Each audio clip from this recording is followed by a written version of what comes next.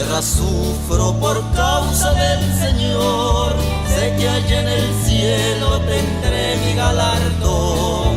Cristo ha prometido a los suyos redimir y pagar con gracia a quien le sea fiel. En el día del rapto yo me levantaré para estar con mi Salvador. Yo iré con él. Sobre la roca la edifiqué, quiera Cristo la roca, quiera Cristo la roca.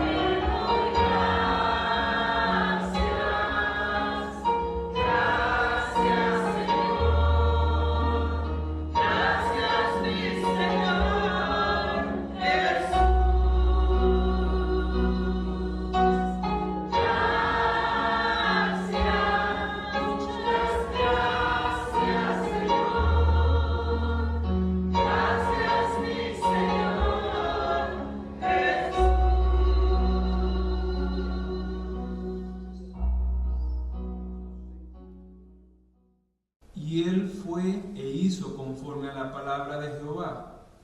Pues se fue y vivió junto al arroyo de Querit, que está frente al Jordán.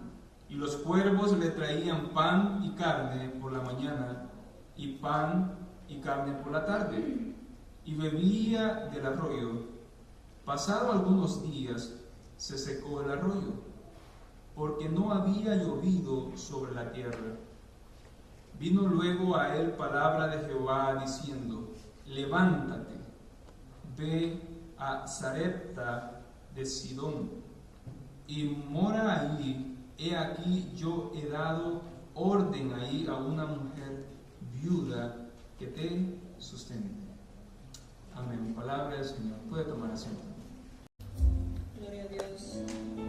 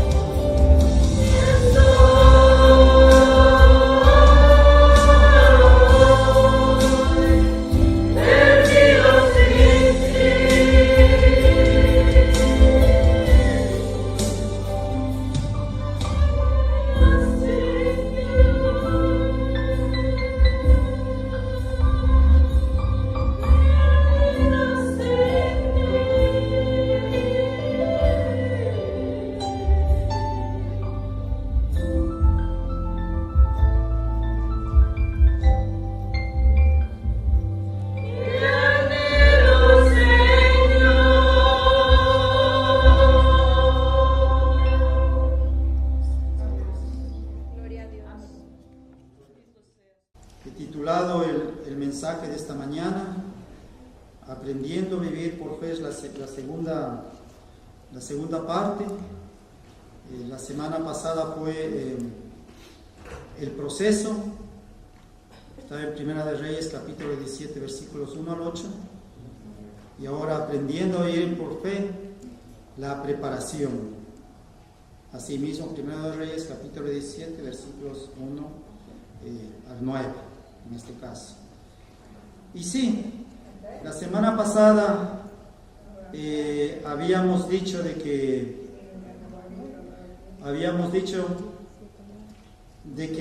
la primera asignación, refiriéndonos, digamos, al capítulo 17 de Primera de Reyes, la primera asignación de Elías, bueno, habíamos dicho de que Elías de pronto aparece en la escena en el capítulo 17 y no vemos ningún récord de él antes de eso. Y habíamos mencionado asimismo, de la misma manera como Moisés. Si usted va al capítulo 12 de Génesis, de la misma manera, y principio versículo 1, pero Dios había dicho, Abraham. Apareció, asimismo Elías capítulo 17, versículo 1, lo que dice es que entonces Elías Tisbita, que era de los moradores de Galad, dijo a Acab. Es lo único que sabemos. Elías Tisbita, de los moradores de Galad. Galad está, para los que han estado en Israel, está al norte de Israel, casi cerca de Damasco. Todo eso es Galad, ¿no es cierto?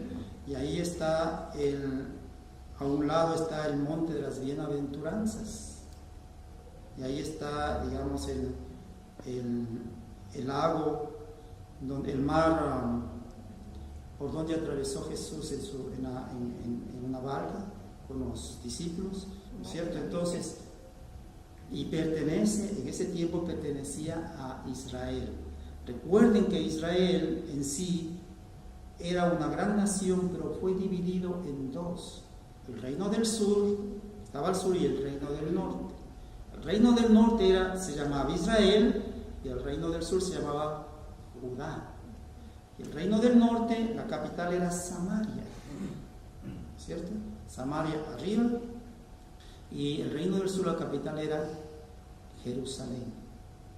Había sido dividido. Entonces, Elías era un profeta de Israel, profeta de Israel.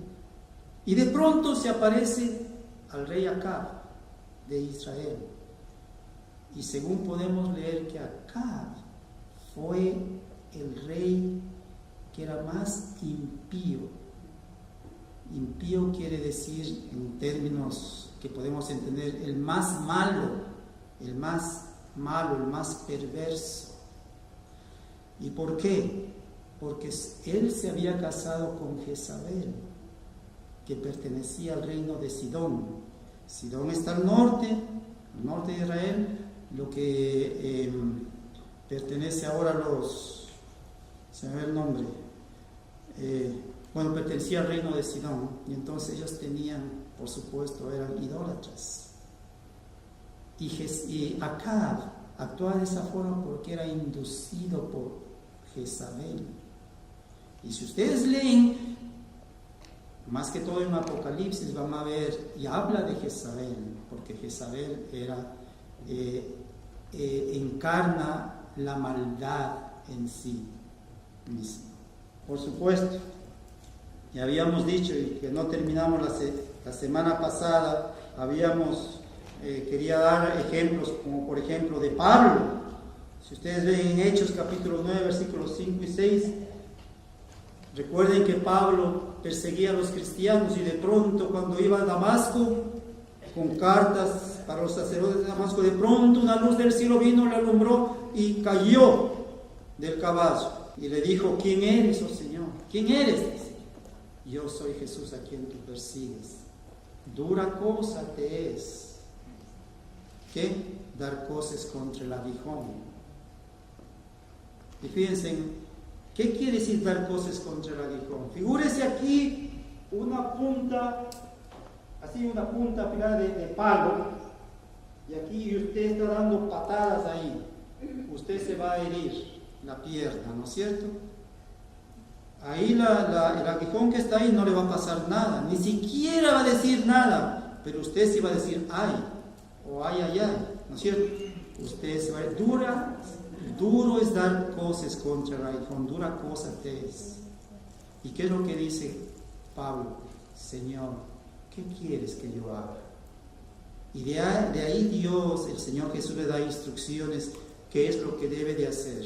Y seguimos leyendo en capítulo 9 y 10 de Hechos, vamos a encontrar que Saulo, o Pablo, que después se llamó Pablo, pasó 3 años esperando para poder actuar y ser el apóstol que Dios le formó.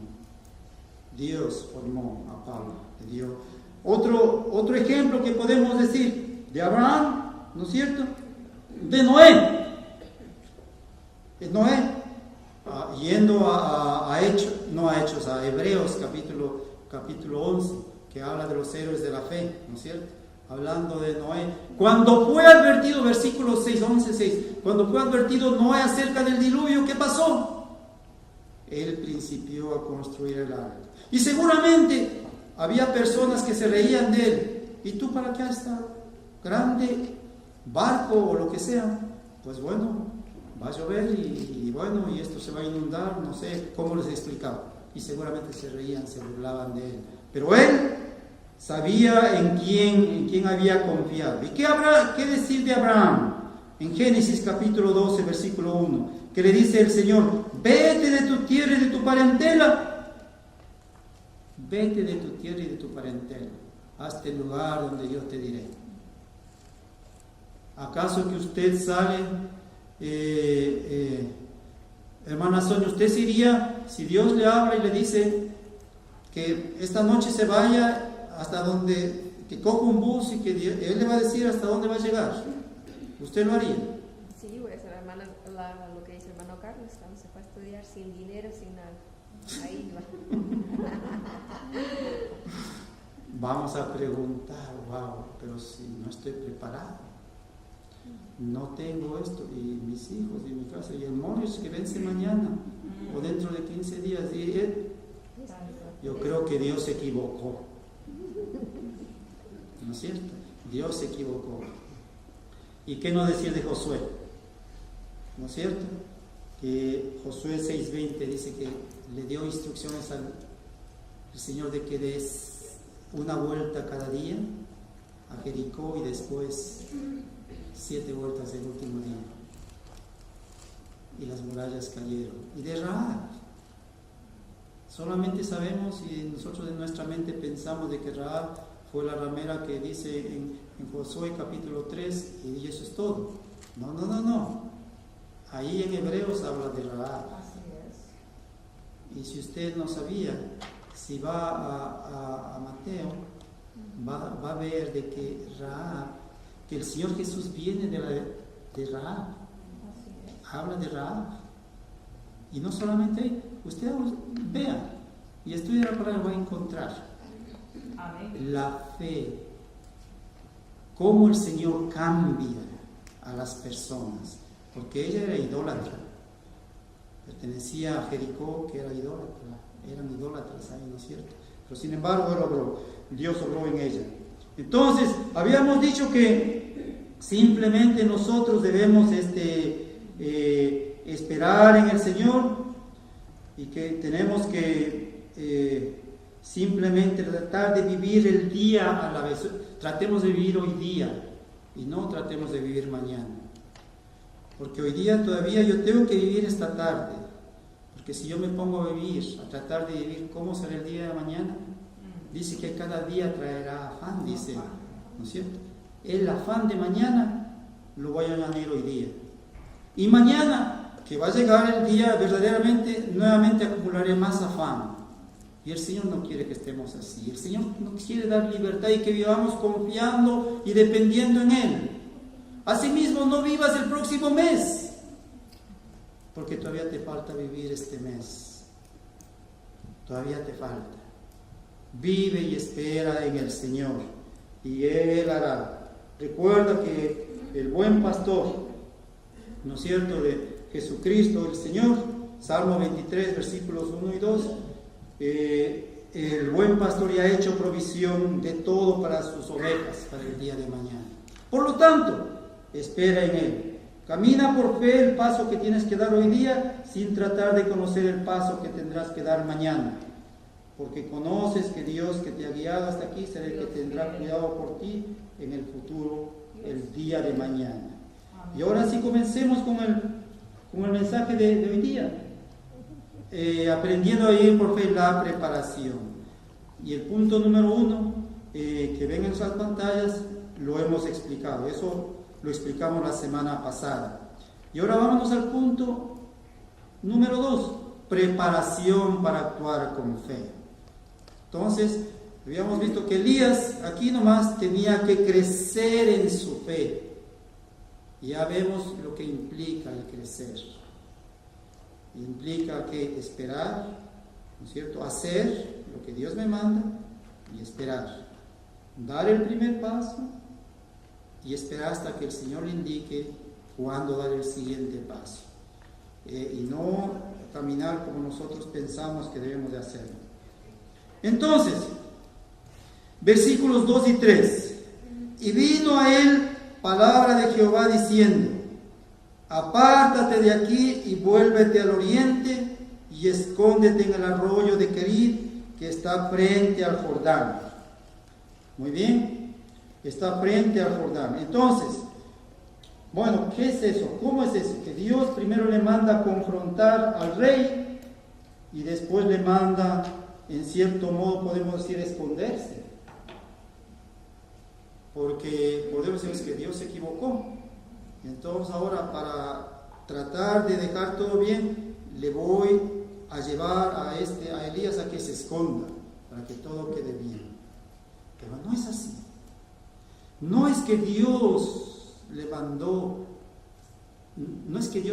a Elías a esconderse. Él ya había cumplido el primer paso.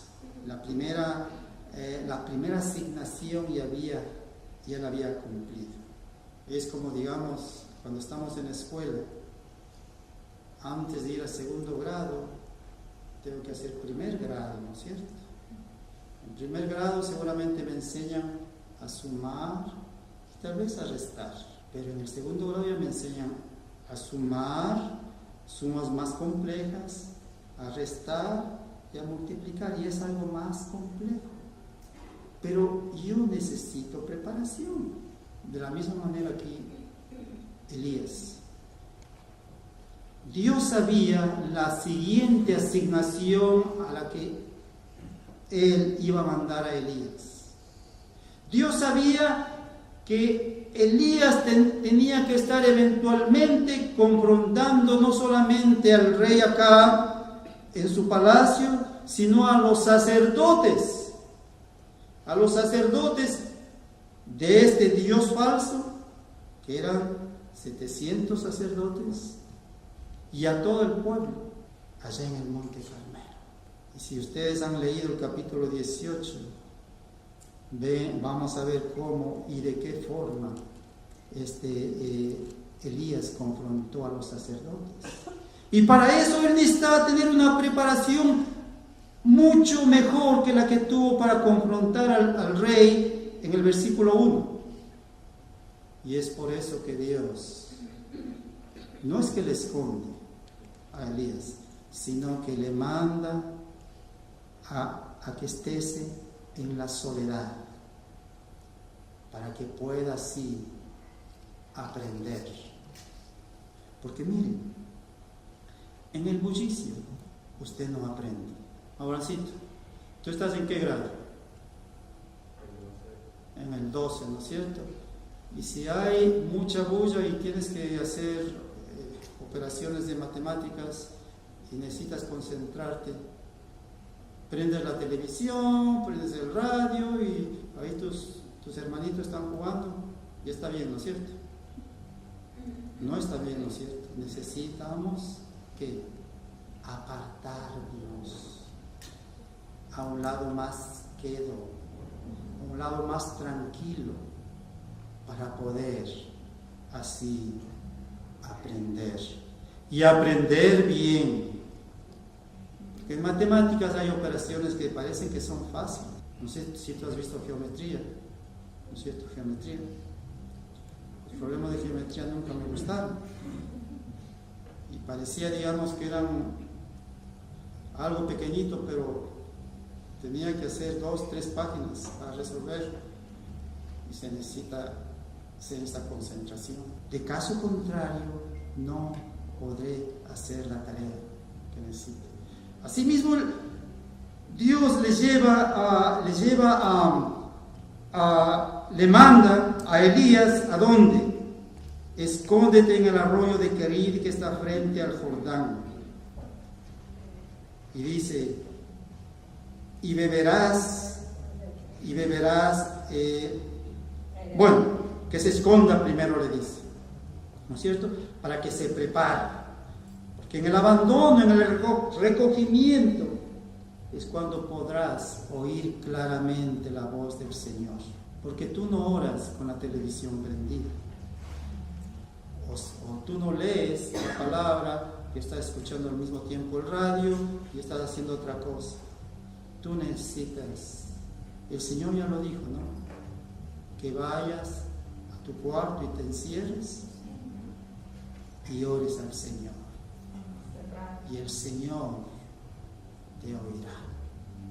Entonces ¿qué? Necesitamos nosotros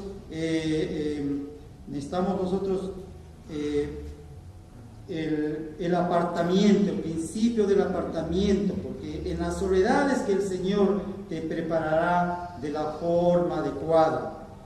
Entonces, apartamiento quiere decir soledad, abandono, retiro, recogimiento. Entonces, como decía, en la soledad es donde en verdad aprenderás la voluntad del Señor para tu vida. Y entonces, podemos decir que Dios, por supuesto, no escondió, no le mandó a esconderse allá a Elías, a esconderse del rey, sino le mandó que estés ahí para prepararle, ¿no es cierto? Entonces, ejemplos, por ejemplo, de esta clase de apartamiento para aprender. José, allá en el capítulo 38 de Génesis, que habla de José, dice que sus hermanos le metieron en una cisterna y lo vendieron para Egipto. Después estuvo en una cisterna, le mandaron a Egipto y después fue a parar en la cárcel. José tenía 18 años en ese tiempo, 17, 18 años. Y él vivió en una cisterna y en la cárcel, y después a los 33 años él fue puesto en alto por el Señor mismo, utilizando a Faraón.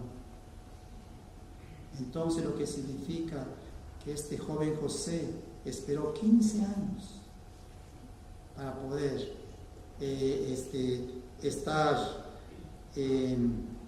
estar ahí en el palacio.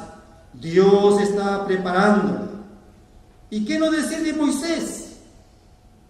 Recordemos que Moisés fue puesto en una canastilla y puesto en el río Nilo, fue rescatado y después vivió en el palacio. Y después sabemos nosotros lo que pasó. Tuvo que huir del palacio y vivió por 40 años en la tierra de Madián. Y a la edad que Dios le llamó, él tenía ya 80 años. Lo que quiere decir que Dios preparó a Moisés de diferentes formas por 80 años para encargarle algo grande: conducir al pueblo, al pueblo de Israel, fuera de Egipto. Para que este Moisés sea el representante de Dios aquí en la tierra ante su pueblo. Para que por medio de este Moisés darle las tablas de la ley, los mandamientos que nosotros conocemos. Para que por medio de este Moisés se ha escrito estos primeros 5 libros de la Biblia. Tuvo que esperar 80 años. ¿Y qué no hablar de David? Sabemos que David fue ungido rey cuando tenía él tal vez 17, 18 años.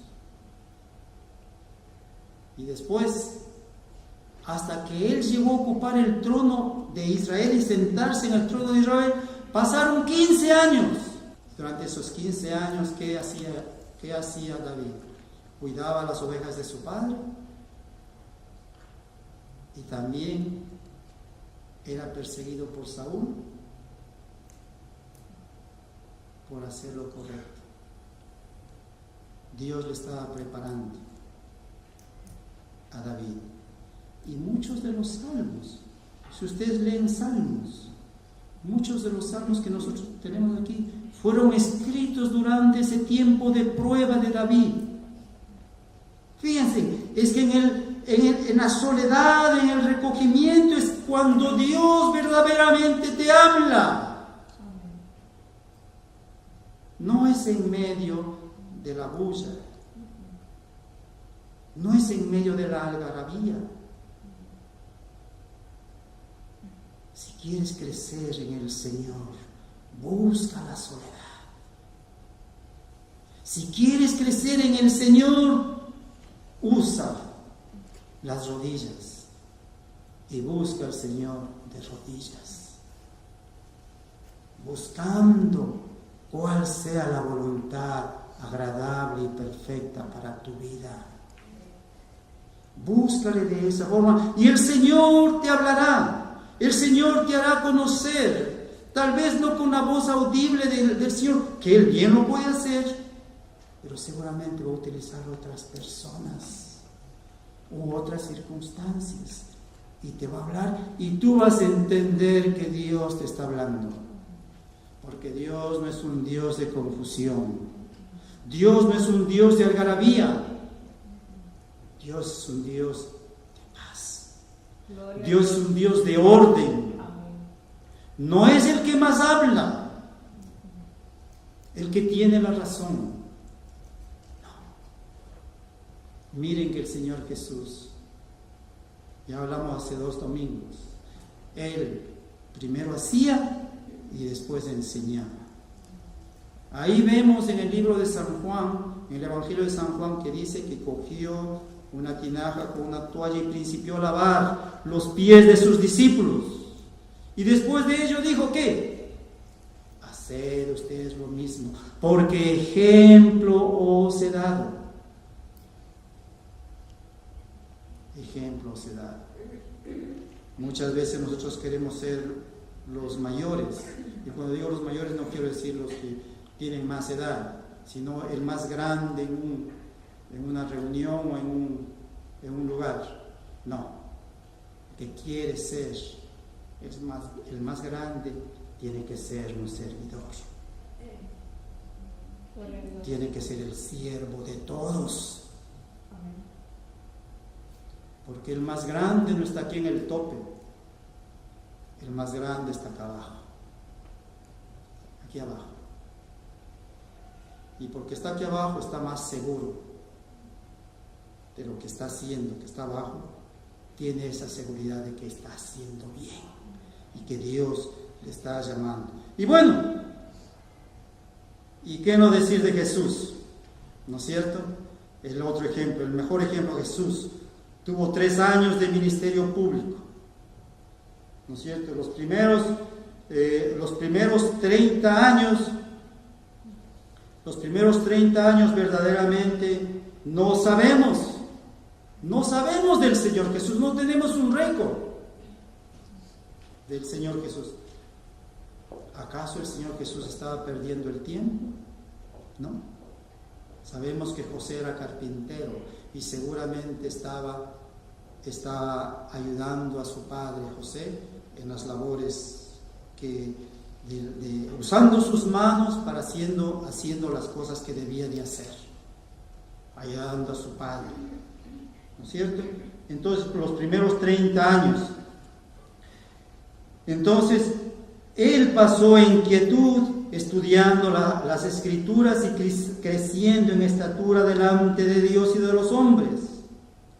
Y durante ese tiempo, no dice la palabra de que él tuvo un ministerio público, no dice nada, y tampoco él estaba enredado en las cosas que hablaban de la grandeza, de la excelencia. No. Tampoco habla de que él escribió un libro. No habla nada durante ese tiempo. Pero sí dice, si nosotros vemos en Lucas capítulo 2, versículo 30 al 40, Lucas capítulo 2, versículos 30 al 40, nos vamos a dar cuenta qué es lo que estaba haciendo Jesús. Dice 2:30 o del 39 al 40. Después de haber cumplido con todo lo prescrito en la ley del Señor, volvieron a Galilea, a su ciudad de Nazaret. Y el 40 dice, y el niño crecía y se fortalecía y se llenaba de sabiduría, y la gracia de Dios era sobre él. Y si vamos, el versículo 51, el versículo 52, y Jesús crecía en sabiduría y en estatura y en gracia para con Dios y los hombres. Eso es lo único que nos habla acerca de la vida de Jesucristo antes de los 30 años. Entonces, miren, algunas veces te parecerá que es algo frustrante el estar en el periodo de preparación, pero el Señor sabe lo que está haciendo con nuestra vida. Por lo tanto, no te desanimes. Sigue el consejo de tu Dios. Aunque nosotros pensemos lo contrario, la verdad es que el Señor utiliza el tiempo para nuestro bien. Los años que el Señor usa para prepararnos para un trabajo que tiene para nosotros, no pensemos que es un tiempo perdido. Por lo tanto, en ese tiempo de preparación, use ese tiempo para meditar, use ese tiempo para acercarte al Señor, use ese tiempo para crecer en el Señor. Tal vez tú digas, ¿cómo sé que el Señor me está preparando? No te preocupes de saber eso. Considera que el Señor tiene un plan para tu vida y que tiene de prepararte de acuerdo a su voluntad. Amén. Tal vez no te guste lo que está pasando en tu vida. Tal vez no te guste. Tal vez no te guste. Pero de seguro que el Señor te está preparando para algo. Aunque no sea grande a los ojos de los hombres, pero es grande a los ojos del Señor. Muchas veces nosotros medimos lo que somos de acuerdo a lo que podemos hacer. Y si no hemos hecho mucho, pensamos de que nada vale lo que hemos hecho. Pero que no miras lo que tú puedas hacer ante los ojos de los hombres. No miras y tampoco te fijes en lo que los hombres digan de lo que tú estás haciendo. Qué bueno, qué grande, qué hermoso. Ten en cuenta lo que el Señor piensa, lo que el Señor dice de ti. El ayudar a alguien que está botado en la calle, en medio de la drogadicción, no llama la atención a nadie. Pero si alguien ocupa su tiempo para ayudar a esa persona, es grande delante de los ojos del Señor. Entonces, piensa lo que el Señor piensa de ti y no pongas reparos en lo que las personas piensen de ti.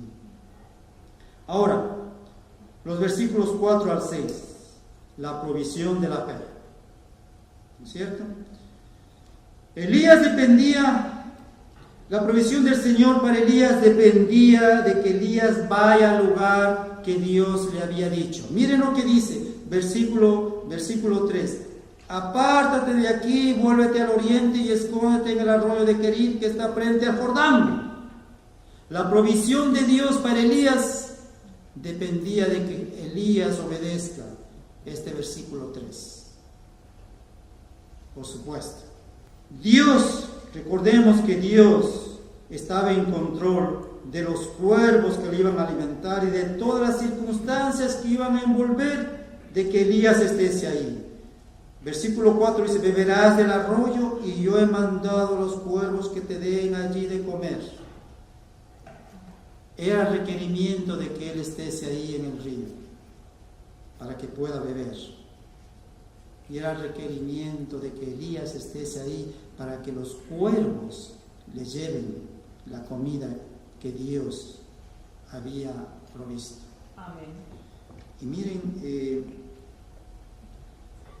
y el Señor, por supuesto, es el Señor de todas las criaturas, por supuesto. Si vamos y vemos en Deuteronomio capítulo 10, versículo 17, vamos a encontrar que sí, Dios es un Dios de todas las criaturas, porque seguramente nosotros vamos a pensar, y bueno, ¿y estos cuervos? ¿Cómo es eso de que los cuervos les llevaron comida? No puede ser. No puede ser de que un pajarito le traiga, si es tan chiquito, ¿cómo va a traer? No. Y pensamos y decimos que eso no puede ser. Pero si nosotros entendemos que Dios es un Dios todopoderoso y está sobre todo, y es el Dios de todas las criaturas, Él mismo se encargó, escuchen esto, de amaestrar a los cuervos para que lleven la comida a Elías en la tarde y en la mañana. Si ustedes saben que los cuervos, ellos pueden comer cualquier cosa, cualquier cosita que encuentren, y lo comen. Pero fíjense que esta carne y este pan que daban a Elías, ellos lo tocaban solamente para llevarle a Elías. Dios estaba en control. Amén. De esas cosas. Gloria a Dios. Por supuesto. Y sí, Dios está en control. Pero fíjense, Elías tenía que estar en la dirección exacta. Elías debía de seguir las instrucciones exactas de Dios. Porque si Elías iba a otro lugar, él se iba a quedar sin comer. Tal vez podría encontrar agua, pero Dios le dijo que vaya a un lugar exacto para así obrar él. Si Elías, como digo, no aparecía, pues se quedaba sin comer. Pero Dios trabaja en ambas direcciones, fíjense. Él trabaja en tu vida. Él trabaja en las cosas que trae a tu vida y también trabaja en tu vida. Él trabaja en las cosas que vas a recibir y también trabaja en tu vida, en ti. Él te provee las cosas. ¿Tú lo mereces? No lo mereces, pero Dios provee. Él trabaja en ambas direcciones cuando Él quiere hacer. Recuerden que Él es el Dios de toda la humanidad. Él es el Todopoderoso. Gloria a Dios. No solamente es misericordioso, es omnisciente, omnipresente, todopoderoso. Amén. Todopoderoso quiere decir que todo lo puede. Gloria a Dios. Omnisciente quiere decir que todo lo sabe. Aleluya. ¿No es cierto? Entonces, pero claro, la provisión de Dios para Elías seguramente no era lo que Elías esperaba. Seguramente Elías esperaba otra clase de menú. Cuando nosotros vamos a un restaurante, vemos el menú. No pedimos lo que nosotros, lo que quieren darnos, lo que nosotros queremos pedimos. Y seguramente en el menú de Elías seguramente no estaba todos los días carne y pan y agua. Pero fíjense, la provisión que dio Dios a Elías era mucho más grande. Porque si ustedes van más adelante en este capítulo 18, versículo 4, en la siguiente página nos van a ver de qué. Que los profetas que fueron escondidos fueron escondidos por Abdías de la ira de Jezabel, solamente ellos tenían pan y agua. Dios sabía exactamente lo que Elías necesitaba. Otra lección para aprender. No es lo que yo pienso, que yo necesito, sino lo que Dios sabe que yo necesito y que es bueno para mí. Es lo que el Señor me proveerá. Entonces, asimismo, miren, Dios siempre proveerá para nuestras vidas si nosotros confiamos en Él. Dios proveerá para nuestras necesidades si esperamos en Él.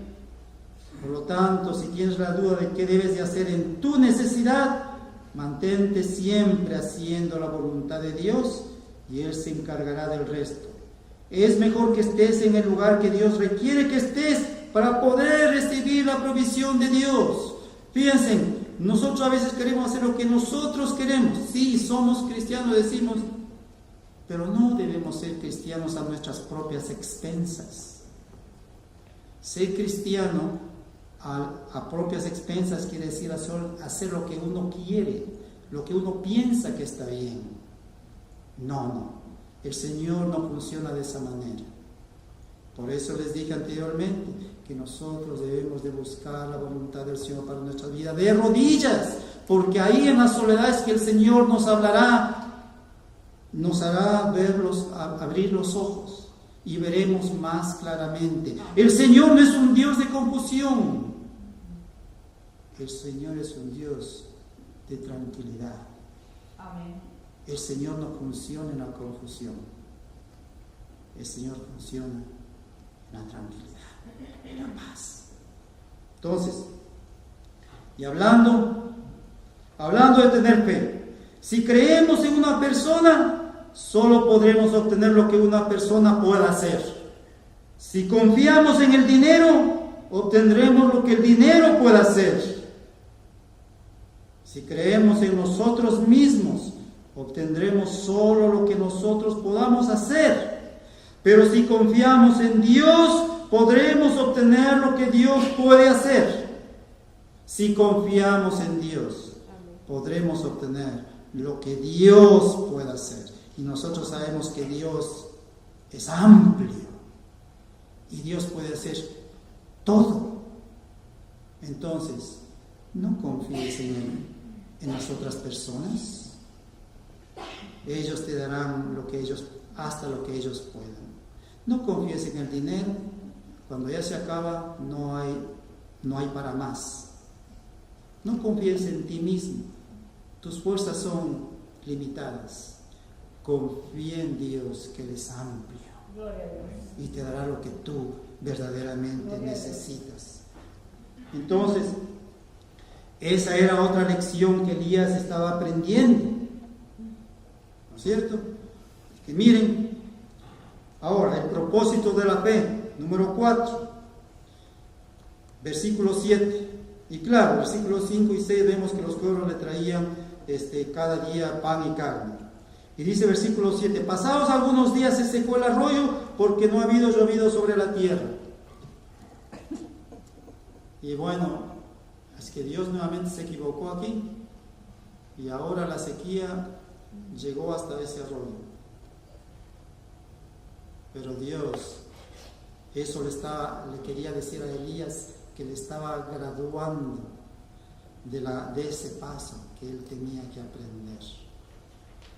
Él tenía que aprender a poner sus ojos en el Señor. Amén. A poner sus ojos en Dios. Al principio seguramente dije, Dios dio el agua a Elías. Elías se acostumbró a tomar del agua. Dios le quitó el agua y lo único que le quedó a Elías fue Dios. Lo mismo pasa en nuestras vidas y es algo que tenemos que aprender en la escuela de la fe. Esa es una forma de vivir por fe. Es difícil mantenerse firme en la fe y ver cómo tus provisiones principian a desaparecer poco a poco. Es difícil, ¿no es cierto? Por lo cual era más difícil para Elías estar sentado frente al arroyo donde estaba, porque el arroyo se había secado, ¿no es cierto?, que estar frente a los profetas de Baal, confrontándolos. Porque ahí en el arroyo, sin agua, no hacía nada y se angustiaba seguramente. Pero él tenía que aprender a confiar en Dios, porque Dios le había dado el agua, como dije en un principio, ¿sí? Elías se acostumbró, pero Dios le quitó el agua. Y lo único que le quedaba a Elías fue Dios. Entonces, pienso que lo que Dios quería enseñar a Elías es lo mismo que desea enseñarnos a nosotros. Esto es que nuestra fe no debe estar puesta en los regalos del Señor, sino en el Señor mismo. Nuestra fe no debe estar puesta en las bendiciones de Dios, sino en el Señor mismo. ¿Pero cómo es eso? ¿Es una bendición de Dios? Sí, es una bendición. Y que vengan y te den un chequecito de $10,000 es una bendición, ¿no es cierto? Pero no pongas tu confianza en los $10,000. Pon tu confianza en el Señor que te dio esos $10,000, que a la vuelta de la esquina se te pueden desaparecer, ¿no es cierto? Dios dio, Dios quitó. ¿Qué es lo que dijo Job? Bendito sea su nombre. Dios no es un Dios de circunstancias. Dios está sobre las circunstancias. Entonces, nuestra fe debe estar centrada en Dios mismo. No debemos buscar seguridad en lo que Dios está haciendo. Debemos buscar seguridad en Dios mismo. Dios quería que Elías confíe en Él. Eso es lo que Dios quería. No debemos nuevamente buscar seguridad en lo que Dios está haciendo. Debemos buscar seguridad en Dios mismo. Y eso es lo que Dios quería. Mientras las cosas iban bien, mientras había agua, mientras había los pueblos le traían todo lo que le traían, carne y pan, ¿no es cierto? No había problema, era fácil.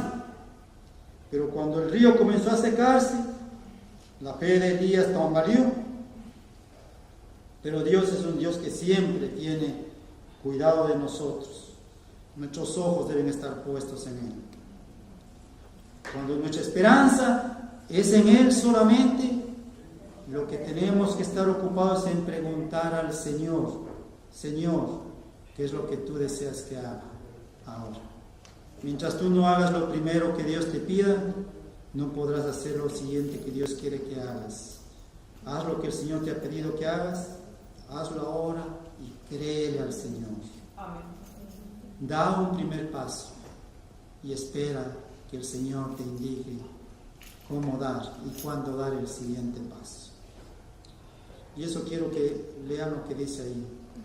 Tú quieres que la Iglesia Bautista Emanuel se levante.